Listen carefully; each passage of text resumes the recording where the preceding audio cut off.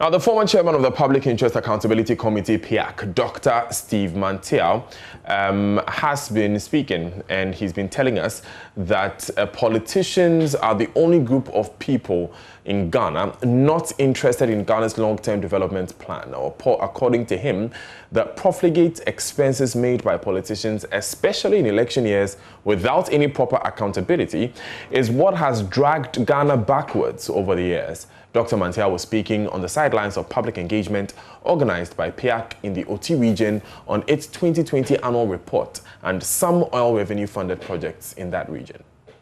Under the late President Mills, this country undertook an exercise to collect views on Ghanaians on how we should be reviewing our national constitution. Among the questions that were asked was the issue of long-term development plan and whether or not Ghana should be adopting such a framework for managing the country's economy. I think the majority of the Ghanaians, and this is from the Constitutional Review Commission's report, opted for long-term development planning. And for me, it makes sense because then it keeps the country on a consistent development path. The current situation where we see policy reversals after a change of government doesn't take us very far.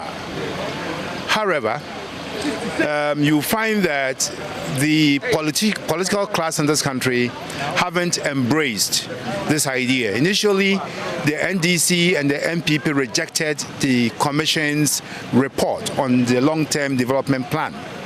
Somehow, following engagement with organized groups, CSOs and the rest, then President Mahama had a change of position, and we initiated the process of developing the 40-year development plan.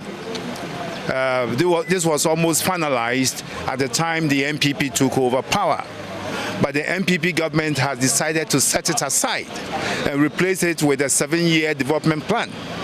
And so you find that, by and large, the only group of people in Ghana that are not very comfortable with long-term development plan are the political class. And the reason for me is that these people like discretion.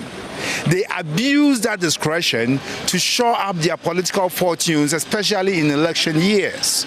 And so you find election coming, something is not planned for, it's not situated within government plans, and yet because they are suffering some decline in electoral fortunes, they move resources to go and shore up their fortunes over there, and this leads to overrun in government expenditure. And this is what the politicians want. And until such time when citizens rise up and demand that enough of the one step forward, two step backwards, we want to be consistent in terms of our development trajectory, this long-term development plan in this country will not happen. And that's the point I sought to make.